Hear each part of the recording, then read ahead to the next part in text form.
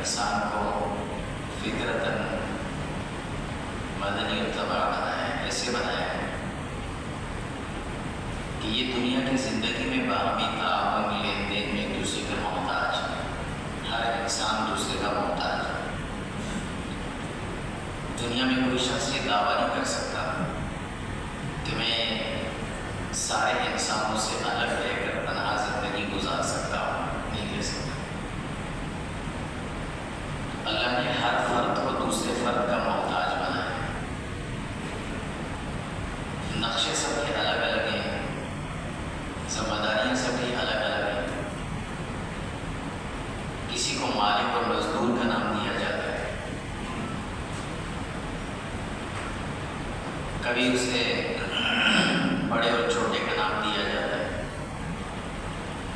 کبھی استاد اور شاگرد کا نام دیا جاتا ہے، لیکن یہ دونوں ایک دوسرے سے ایسے جڑے ہوئے ہیں کہ مزدور مالک کا محتاج ہے اور مالک مزدور کا محتاج ہے۔ اگر مزدور نہ ہو تو مالک کوئی کام نہ کر سکے، اس کا کام نہ چلے، اور اگر مالک ہی نہیں، کام ہی نہیں ہے، تو مزدور سارے دن بیٹھے رہیں گے، کام ہی نہیں ملے گا۔ یہ دونوں مل کر ہی سارا نظام چلاتے ہیں۔ ایک کسان بیچارہ جو شہر سے لاکھوں میل دور کسی جگہ، لاکھوں میٹر دور ایک جگہ بیٹھا ہوا ہے، ایک دیہات میں، ایک جنگل میں، اور وہاں وہ اپنی کاشتکاری کر رہا ہے۔ اس کے پاس کوئی تعلیم نہیں ہے۔ اس نے آنکھ کھولتے ہوئے صرف ایک چیز دیکھی تھی کہ کھیتی باڑی کی جاتی ہے، یہیں سے فصل ہوتی ہے۔ وہ وہاں پہ گندم اگاتا ہے، چاول اگاتا ہے۔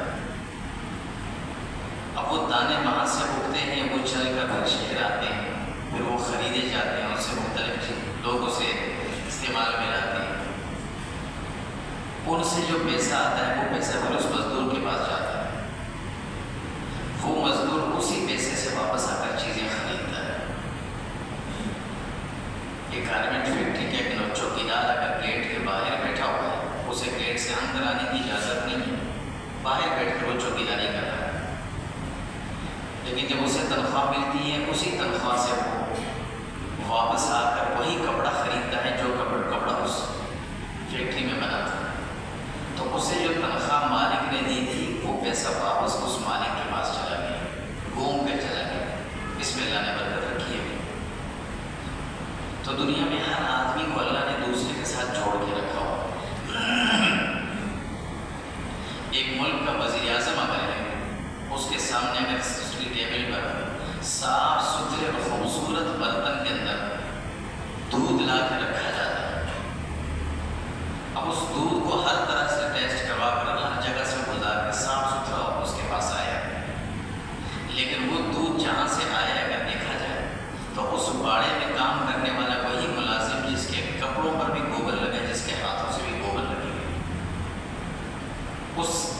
ان ہاتھوں سے ہو کر وہ دودھ آیا اور اس تک پہنچا، اور اس کے پاس سے جو پیسے دیے وہ چلتے چلتے اس ملازم تک پہنچے، اس ملازم نے دوبارہ وہی پیسے لگائے اور وہ چلتے چلتے پھر گورنمنٹ کے پاس آ گیا۔ یہ نظام اللہ نے دنیا میں ایسے رکھا ہے، یہ چلتا ہے اسی طرح۔ ایک ڈاکٹر کو آدمی تبھی پہچانے گا کہ جب کوئی مریض ہوں گے، اگر بیماری نہ ہو تو ڈاکٹر بھی ایک انسان ہے، چلتا پھرتا ہے، کوئی پوچھے گا نہیں، اس کو پتہ ہے کہ ڈاکٹر ہے، کس کو پتہ ہے کوئی بیماری نہیں، تو ڈاکٹر محتاج ہے بیمار کا، بیمار محتاج ہے ڈاکٹر، ہر آدمی دوسرے کا محتاج ہے۔ ایک استاد کو استاد تبھی مانا جاتا ہے کہ اس کے سامنے بچے بیٹھے ہوئے پڑھنے والے ہیں۔ اگر اس کے پاس بچے پڑھنے کے لیے کوئی نہیں ہے، اس سے بڑی سے بڑی ڈگری بھی، اسے ڈبل PhD بھی ہو، سب کچھ ہو، لیکن کون اس کے پوچھے کہ یہ ٹیچر ہے، معلم ہے، استاد ہے، اسے بتائیں گے ہو۔ تو استاد محتاج ہے بچوں کا، بچے محتاج ہیں استاد۔ اس محتاجی کو ہر انسان سمجھے، کوئی اپنے آپ کو بڑا نہ کہے، کوئی یہ نہ سمجھے کہ میں ہوں تو یہ سب کچھ ہے، ایسا نہیں کرے۔ ہر آدمی کی سوچ یہ ہونی چاہیے کہ یہ دوسرا آدمی ہے تو میں ہوں، میری حیثیت ہے، یہ نہیں ہے تو میری بھی کوئی حیثیت نہیں ہے۔ ایک آدمی بہت بڑا اسٹور کھول کے بیٹھا، دنیا کی ساری چیزیں اس میں رکھی ہے، خریدنے کے لیے کوئی نہیں آتا تو کیا فائدہ اس کو رکھنے کا؟ مطلب فائدہ ہی نہیں ہو اس کو۔ تو جس طرح ایک فیکٹری اور ایک کمپنی اور ایک دکان کا مالک یہ کسٹمر کا محتاج ہے، کسٹمر بھی اس دکان کا محتاج ہے۔ لہٰذا دنیا میں رہتے ہوئے ہر آدمی کو یہ سوچنا چاہیے کہ میں دوسرے انسان کا محتاج ہوں، اور جب یہ سوچ پیدا ہوگی تو انسان ہمیشہ دوسرے انسان کو اپنا برابر سمجھے گا، جو کہ اللہ بھی چاہتے ہیں۔ اور اگر یہ سوچ نہیں ہوگی تو انسانوں میں تفاوت رہتا ہے، چھوٹا ہر ایک کہتے ہیں یہ چھوٹا میں بڑا، یہ چھوٹا میں بڑا، یہ آپس میں کلیش کیوں ہوتا ہے، تصادم کیوں ہوتا ہے؟ یہی وجہ کہ ہر آدمی سمجھتا ہے میں بڑا ہوں، میری بات صحیح ہے، میرا کام صحیح ہے، میرا کہنا صحیح ہے، دوسرا مانے اس کو۔ ایسا نہیں ہوتا، ہر آدمی دوسرے کا محتاج ہے، بڑا چھوٹے کا محتاج، چھوٹا بڑے کا محتاج ہے۔ چھوٹے کو اگر کوئی چھوٹا کہتا ہے تو تبھی کہتا ہے بڑا ہے، تب اسے چھوٹا مانا جاتا ہے، اور بڑے کو بڑا تب مانا جاتا ہے جب چھوٹا موجود ہو، چھوٹا نہ تو بڑے کو بھی کوئی بڑا نہیں کہتا۔ اس لیے ہر آدمی دوسرے کا محتاج ہے، ہر آدمی، بڑے سے بڑا ڈاکٹر بھی اگر ہوگا، بڑے سے بڑا سرجن بھی ہوگا، اس کو لوگ ڈاکٹر تبھی کہیں گے جب اس کے پاس کوئی بیمار معذور ہو کر آئے گا، ایسا بیمار ہے کہ جو اس کا علاج بھی نہیں ہو سکتا، پریشان ہوا ہے، تو یہ اس کا محتاج، وہ اس کا محتاج، ہر آدمی کو اللہ نے ایسے بنایا۔ لہٰذا اب اسلام ہمیں کیا کہتا ہے؟ اسلام ہمیں چند باتوں کی تعلیم دیتا ہے۔ سب سے پہلی تعلیم ہمیں یہ دیتا ہے اسلام کہ تمہیں کس نے پیدا کیا اور کیوں کیا ہے، اس کو پہچانا۔ بس پہلا حکم ہمیں اسلام یہ دیتا ہے، جس نے پیدا کیا ہے وہ کون ہے اور کیوں پیدا کیا ہے، وہ مقصد کیا ہے، یہ پہچاننا۔ اس کا نام ہے توحید، اللہ تعالیٰ کی وحدانیت، اللہ ہمارے خالق ہے۔ مشرکین مکہ جو بت پرستی کرتے تھے، بت پرست تھے، قرآن مجید میں اللہ سبحانہ و تعالیٰ فرماتے ہیں اگر آپ ان سے پوچھیں تمہیں کس نے پیدا کیا تو یہ کہے گا اللہ نے۔ وَلَئِن سَأَلْتَهُم مَّنْ خَلَقَ السَّمَاوَاتِ وَالْأَرْضَ لَيَقُولُنَّ اللَّهُ وَلَئِن سَأَلْتَهُم مَّنْ خَلَقَهُمْ لَيَقُولُنَّ اللَّهُ۔ یہ کس نے تمہیں پیدا کیا؟ اللہ نے کیا۔ زمین آسمان کس نے پیدا کی؟ اللہ نے کی۔ تو اس کا مطلب ہے اللہ کو پہچانتا ہر آدمی ہے۔ اب اللہ رب العزت کا پہچاننے کا کما حق ہو، جیسا کہ پہچاننے کا حق ہے ویسے پہچاننا، اس کا نام ہے توحید۔ تو سب سے پہلا حکم اللہ کا یہ آتا ہے کہ اپنے خالق کو پہچانو، اپنے آپ کو مخلوق سمجھو اور اپنی مقصد تخلیق کو سمجھو، یہ پہلا مقصد ہے۔ دوسرا حکم اللہ ہمیں کیا دیتے ہیں؟ اسلام ہمیں دوسرا حکم یہ دیتا ہے کہ وہ کون سے کام ہیں، کون سے اعمال ہیں، کون سے افعال ہیں کہ جس سے انسان کی زندگی متاثر ہوتی ہے، انسان کی زندگی کے اندر زوال کس سے آتا ہے اور عروج کس سے آتا ہے۔ کون سے اعمال ہیں جو اعمال حسنہ کہلاتے ہیں، جن سے انسان کی شرافت اور روحانیت میں اضافہ ہوتا ہے، اور کون سے اعمال ہیں کہ جن سے انسان کی روحانیت اور شرافت کم ہوتی ہے۔ وہ کون سے اعمال ہیں؟ وہ سارے وہ کام ہیں جو ہمیں رسول اللہ نے بتایا اور کتاب اللہ نے بتایا۔ لہٰذا دوسرا کام اللہ کے نبی صلی اللہ علیہ وسلم کو پہچاننا، ان کی نبوت کو تسلیم کرنا اور ان کی اطاعت کرنا، وَمَن يُطِعِ اللَّهَ وَالرَّسُولَ، یہ ہوگا دوسرا کام۔ اور اسی طرح قرآن کریم کے اندر جو کچھ اللہ نے ہمیں حکم دیا اس کو ماننا، یہ دوسرا کام۔ تیسرا کام ہمیں اسلام ہمیں یہ دیتا ہے کہ اس کائنات میں جتنی بھی اللہ نے مخلوقات پیدا کی ہیں، ہر مخلوق کا دوسری مخلوق پر حق ہے۔ وہ کیا ہے؟ جن کو ہم جانور کہتے ہیں نا، اس کا بھی انسانوں پر حق ہے اور انسان کا اس پر حق ہے۔ انسان جانور جس مقصد کے لیے پیدا کیا ہے، انسان اس سے وہ کام لیتا ہے۔ جو جانور دودھ دینے کے لیے پیدا کیا ہے، اگر وہ دودھ دے رہا ہے تو انسان اس سے خدمت لے رہا ہے۔ جب وہ دودھ دینا بند کر دے، انسان کیا کرتا ہے؟ اسے ذبح کر کے ختم کر دے، کیوں کام کر نہیں رہا۔ جو جانور سواری کے لیے پیدا کیے گئے اس میں سواری کرتے ہیں، اگر وہ سواری کے قابل نہ رہے اسے مار دیا جاتا ہے۔ تو ہر مقصد کے لیے پیدا کیے، جو وہ انسان اس سے کام لے رہا ہے۔ اب انسان کے پر اس مخلوق کا کیا حق ہے، یہ بھی دیکھنا۔ اللہ کے نبی صلی اللہ علیہ وسلم ایک مرتبہ مدینہ طیبہ میں سے باہر جا رہے تھے، تو ایک اونٹ کھڑا ہوا تھا، یوں چلتے ہوئے آیا، حضور کے پاس کھڑے اور اس نے حضور کے کندھے پہ اپنا سر رکھا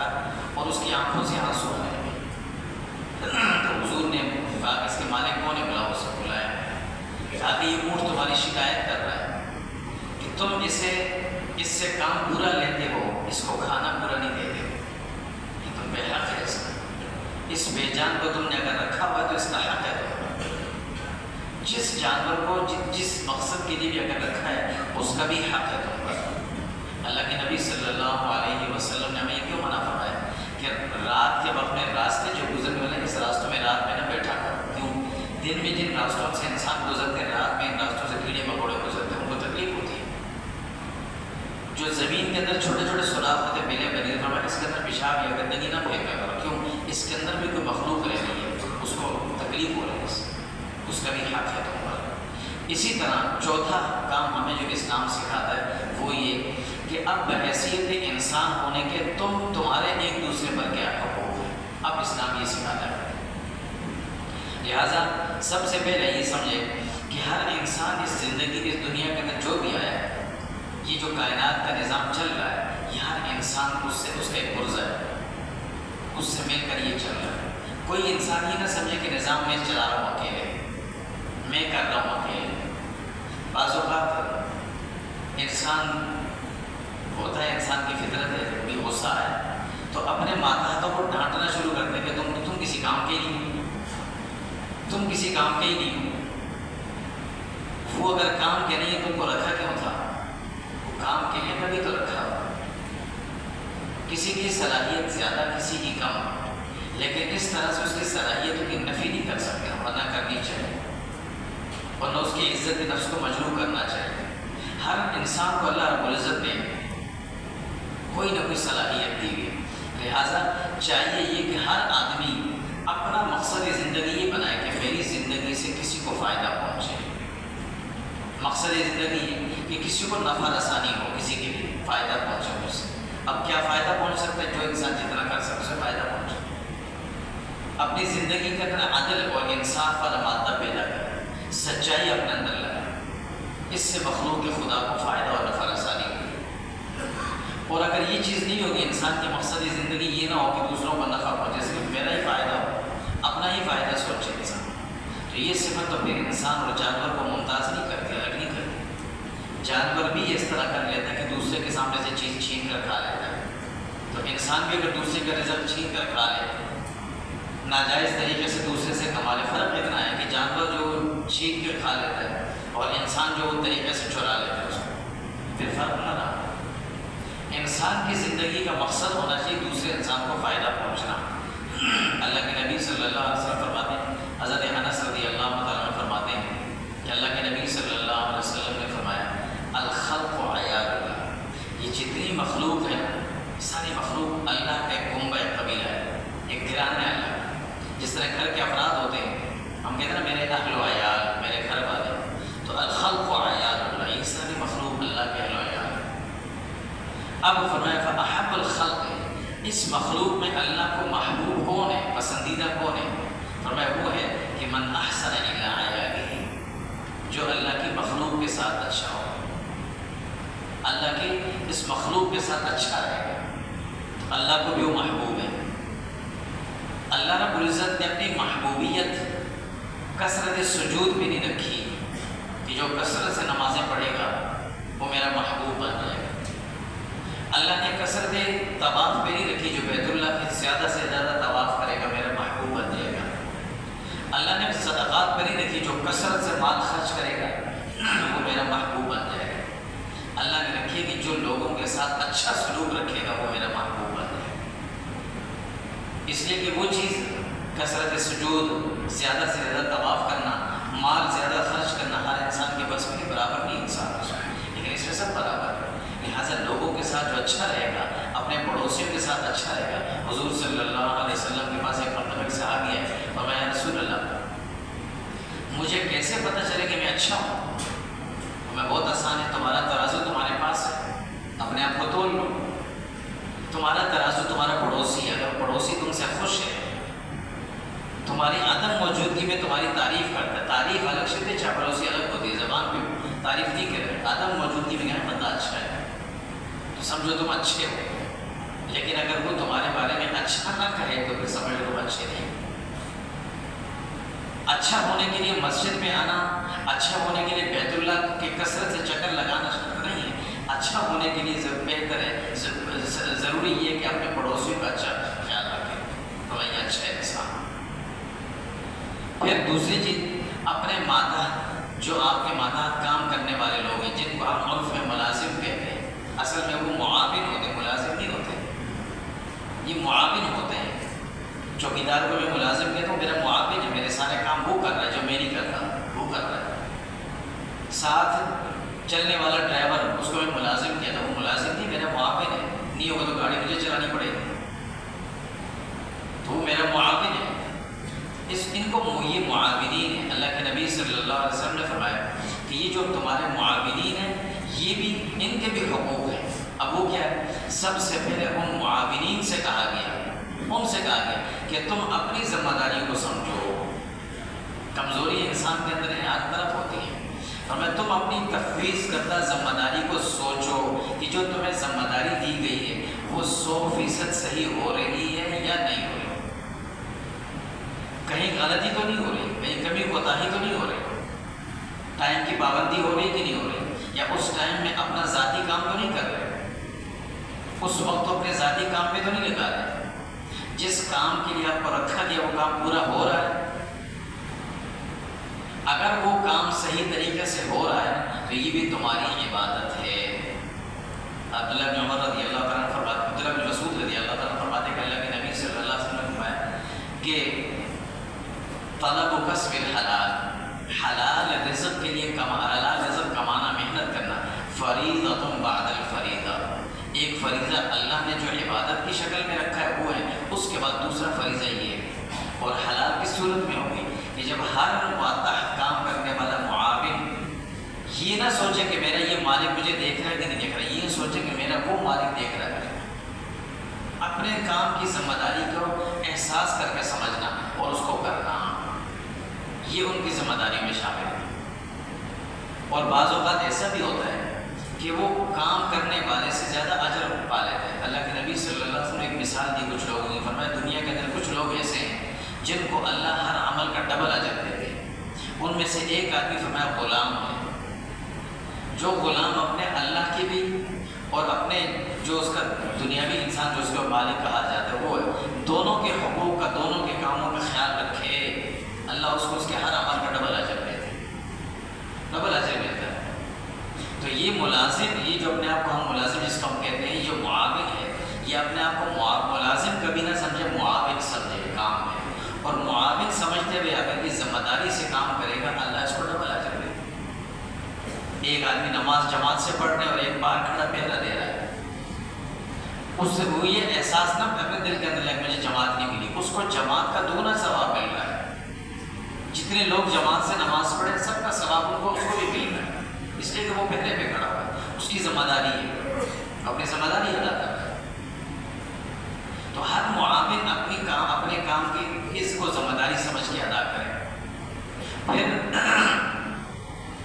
جو مالک ہوتے ہیں کام، جسے ہم مالک کہتے ہیں، وہ اس کی بھی ذمہ داری، اس کی ذمہ داری یہ ہے کہ وہ ان کے کاموں کا خیال رکھے۔ اللہ کے نبی صلی اللہ علیہ وسلم نے فرمایا کہ دیکھو جو تمہارے ماتحت کام کرنے والی ہیں تمہارے بھائی ہیں، کوئی باہر الگ مخلوق نہیں ہے، یہ تمہارے بھائی ہیں، ان کا خیال رکھا کرو، ان کو اتنا سخت کام نہ دو جو وہ نہ کر سکیں۔ بعض اوقات ہم بڑی غلطی کرتے ہیں، اپنے معاون سے ہم ڈبل کام لے رہے ہوتے، دو کام، یہ کام بھی کرو وہ بھی کرو، رکھا چوکیدار ہے اور بھیجے جاؤ وہی سبزی خرید کے لے آؤ، اس کو جاؤ بازار سے یہ چیز لا کے دے دو مجھے، ہے وہ گیٹ کا چوکیدار، اور بھیجے میں جاؤ بازار سے ہی لا کے دے دو مجھے، یہ غلط ہے۔ اگر اس دوران اگر کوئی ہو جاتا ہے، کوئی گھر میں کوئی گڑبڑ ہو جاتی ہے، پھر ہم اس چوکیدار سے کہتے ہیں کہ آپ کہاں تھے، آپ ہوتے نہیں ہو، یہ نہیں ہونا چاہیے۔ ہے وہ چوکیدار، آپ اسے ڈرائیور کا کام لے رہے ہیں، یا وہ ڈرائیور رکھا اس کو اور اس نے آپ نے یہ میرا سامان میرے گھر پہنچا دو، ٹھیک ہے، انسانی ہمدردی کے طور پر انسان ایک دوسرے کے ساتھ کام محنت وہ کرتے، معاونت کرتے، کرنے چاہیے، لیکن آپ اس سے یہ کہہ نہیں سکتے کہ یہ کام کریں۔ اللہ کے نبی صلی اللہ علیہ وسلم فرمایا کہ یہ تمہارے بھائی ہیں، ان کے جو کام تمہارے ذمے لگایا، اتنا کام ذمے لگاؤ جتنا وہ کر سکے، جتنا وہ کر سکے، اور اگر کہیں تم نے کام ایسا دے دیا اس کو وہ کر نہیں سکتا بیچارہ، تو پھر اس کے ساتھ مل کر کام کرو۔ اس کے ساتھ مل کر تم اس کے ساتھ معاون بن کے تم بھی کام کر لو اس کے ساتھ، اس کا بڑا فائدہ ہوگا۔ جب مالک خود کوئی کام کر رہا ہوتا ہے نا تو جو معاونین ہوتے ہیں نا وہ پھر بڑی محنت سے وہ کام کرتے ہیں، اور اگر مالک خود نہ ہو تو بعض دفعہ معاونین سے یہ کام کر بھی نہیں پاتا۔ تم خود ساتھ مل کر کام کرو، اور فرمایا کہ جب تم خود جو چیز کھاتے ہو تو ان کو بھی وہی چیز کھلا دیا کرو۔ ضروری نہیں ہے اگر آپ نے اس کے تنخواہ کے اندر اتنا رکھا ہے کہ وہ اپنا کھانا خود کھائے گا تو ٹھیک ہے، لیکن اگر کھانے میں شریک رکھا ہے تو پھر اسے وہی کھلاؤ۔ پھر اللہ کے نبی صلی اللہ علیہ وسلم نے فرمایا کہ ان کی استطاعت سے بڑھ کر ان کو کام نہ دو، اور سب سے بڑی چیز کہ وہ الاجیر اشرف، فوراً جس سے جتنا جلدی ہو اس کی جو اجرت، اس کی جو بنتی ہے تنخواہ جسے ہم کہتے ہیں، وہ فوراً اس کے ہاتھ میں رکھ دو۔ اور اللہ کے نبی صلی اللہ علیہ وسلم نے ایک مثال دے کے فرمایا جتنی دیر میں انسان کا پسینہ سوکھتا ہے، کام کر کے انسان فارغ ہوتا ہے تو پسینہ سوکھا نہیں، ابھی اسے اس کو دے دو، چاہے کم ہو یا زیادہ ہو، وقت پہ ادا کر دینا یہ بڑا ضروری ہوتا ہے۔ یہ چیز بہت اہم ہے، اس لیے کہ جب ہم اپنے ماتحتوں کے ساتھ یہی کریں گے تو جس کے ہم ماتحت ہیں اللہ ہمیں بھی ویسے ہی دیں گے۔ بعض اوقات ملازمین کی تنخواہ میں انسان دیر کر دیتا ہے، بلا وجہ ہے، کل لے لینا، پرسوں لے لینا، ہمیں تو اس چیز کا احساس نہیں ہوتا، لیکن وہ بیچارے جو بالکل اپنا حساب رکھ کے چل رہے ہوتے ہیں نا، ان کے لیے پھر ایک دن بڑا مشکل ہو جاتا ہے گزارنا۔ اس لیے جیسے وقت پورا ہو، کم ہے یا زیادہ، اس کے ہاتھ میں رکھنی چیز یہ ہے۔ اب آگے جو مرضی کرے اس کے ہاتھ میں رکھ دینی چاہیے۔ اللہ کے نبی نے مثال دے کر فرمایا جب پسینہ سوکھنے سے پہلے اس کو دے دو، یہ اس کا حق ہے۔ بعض اوقات وہ مانگ نہیں پاتے لیکن ہمیں بھی خود احساس کرنا چاہیے اس کا، اور ہم اسے ملازم سمجھتے ہیں کہ وہ ہم سے مانگ نہیں پائے گا، وہ ہمارا معاون ہے، اس نے بھی کام کیا، ہم نے بھی کام کیا، میں نے جو کام کیا مجھے اس کا حق مل گیا، تو اس نے جو کام کیا اسے اس کا حق بھی فوراً مل جانا چاہیے۔ سرکاری ملازمین اکثر اس بات میں پریشان ہوتے ہیں، یار ریٹائرمنٹ ہو گیا، پینشن پتہ نہیں کب ملے گی، کب ملے گی۔ ایک تو ٹھیک ہے ایک الگ ان کے پروسیس ہوتا کر لیں، لیکن خواہ مخواہ میں کسی کو لٹکا دینا یہ بھی مناسب نہیں ہوتا۔ جتنا جلد ہو سکے جس کا جو حق بنتا ہے اسے اس کے حوالے کر دیا جائے۔ انسان ہے خدا نہ خواستہ ایک وقت میں چیز موجود تھی، کسی کا حق دیا نہیں، اور دوسرے وقت میں دینے کے لیے کہ چیز موجود نہیں ہے، پھر کیا کرے گا؟ یہ ادھار ذمہ باقی رہے، کسی کا حق ذمہ باقی رہے۔ اس لیے فوراً جتنا ہو جلد ہو سکے ان کا خیال رکھنا، ان کی چیز ان کے حوالے کر دینی چاہیے۔ تو اسلام ہمیں جو 4 باتوں کا حکم دیتا ہے، پہلا حکم یہ دیتا ہے کہ تمہیں کس نے پیدا کیا اور کیوں پیدا کیا، یہ حق ہے تم پر پہلا۔ دوسرا کہ تمہاری زندگی میں کون سے ایسے اعمال ہیں کہ جن کے کرنے کے بعد تمہارے اندر روحانی ترقی پیدا ہوگی، اور کون سے وہ اعمال ہیں کہ جن کے کرنے سے روحانی تنزلی آئے گی، ان کاموں کو دیکھنا وہ اللہ کے نبی صلی اللہ علیہ وسلم نے ہمیں سب بتایا۔ تیسرا اس دنیا کے اندر جتنی مخلوقات اللہ نے پیدا کی ہیں، ہر مخلوق کا انسان پر حق ہے وہ پہچانے، اور عجیب بات یہ ہے ہر مخلوق تو انسان کا حق ادا کرتی ہے، لیکن یہ انسان ہے جو ہر مخلوق کے حق میں کوتاہی کرتا ہے۔ یہ بعض لوگوں کو نا جانور اور پرندے رکھنے کا بھی شوق ہوتا ہے، اس کا بھی خیال رکھنا ضروری ہے، یہ صرف شوقیہ رکھنا نہیں ہوتا، ان کا بھی خیال رکھنا کہ جب وہ آزاد پھر رہے تھے، کھا پی رہے تھے، آپ نے جب ان کو قید کر دیا ہے، اب ان کو اتنا کھلانا اتنا پلانا یہ آپ کی ذمہ داری ہے، دیں گے نہیں تو اس کی بھی جواب دہی ہوگی۔ پھر چوتھا کہ اس نظام کائنات کو چلانے والے آپ تنہا نہیں ہیں، یا اس کام کو چلانے والے آپ اکیلے نہیں ہیں، اس گھر کو چلانے والے آپ اکیلے نہیں ہیں، یہ سب مل کر کام سارے کر رہے ہیں، ہر آدمی اپنا کام کر رہے ہیں۔ ٹھیک ہے بڑا ہوگا اس کا کام ہے کام کو دیکھنا، نگرانی کرنا، لیکن ہر آدمی جو کام کر رہا ہے اس کے کام کو اہمیت دینا کہ ہاں یہ بھی کام کر رہا ہے، نہ کرے تو الگ بات ہے، انسان ہے فطرتاً ادھر ادھر کرتا رہتا ہے، لیکن اس کے کام کو اہمیت دینا، اور پھر جو اس کا حق بنتا ہے اس کا حق اس کے فوراً اس کے حوالے کر دینا، تو دنیا کا نظام صحیح چلتا ہے۔ اور ہر انسان کو یہ سمجھایا گیا ہے کہ دنیا میں ہر انسان دوسرے انسان کو اپنے برابر کر سکتے، کسی کو کم تک کر سکتے۔ اگر بادشاہ بھی ہے تو وہ بھی اپنی مشیر کا محتاج ہے، اور اگر مشیر ہے تو وہ اپنے اوپر منتخب کرنے والے لوگوں کا محتاج ہے، جن کو منتخب کر کے اس کو رکن پارلیمنٹ بنائے ان کا محتاج ہے، لہٰذا وہ بھی ایک دوسرے کے محتاج ہے۔ اس محتاجی کو سمجھ کر ہر انسان اپنے آپ کو اتنا تو اس درجے میں رکھے جس درجے میں دوسرے انسان کو اپنے برابر رکھتا ہے، تو یہ دنیا کا نظام بہترین چلتا ہے۔ اور جہاں انسان دوسرے انسان کے حق کو حق نہ سمجھے بلکہ اس کو اپنے برابر بھی نہ سمجھے، تو پھر یہ تفاوت پیدا ہوتی ہے، پھر انسانوں کے اندر نفرتیں پیدا ہوتی ہیں، دوری پیدا ہوتی ہے، حسد پیدا ہوتا ہے۔ پھر ہوتا کیا ہے کہ جو مالک ہوتے ہیں وہ ملازمین سے شاکی ہوتا ہے کہ یہ کام نہیں کرتے، اور جو ملازمین ہیں وہ مالک سے شاکی ہوتا ہے کہ یہ ہمیں کچھ دیتے نہیں، اور یوں نظام کے اندر بگاڑ پیدا ہوتا ہے۔ پھر کیا ہوتا ہے، پھر چوری آتی ہے، پھر اس کام کے اندر مختلف راستے کھلتے ہیں، کام خراب ہوتے ہیں، بگڑتے ہیں، نظام چلتا نہیں۔ انسان کو اللہ نے عقل دی ہوئی ہے، سمجھ دی ہے، تو عقل اور سمجھ کا تقاضا یہ ہے کہ یہ دوسرے انسان سے مشاورت بھی کرے گا، مشورہ بھی لے گا، اس کی رائے بھی لے گا، پھر جو اچھی رائے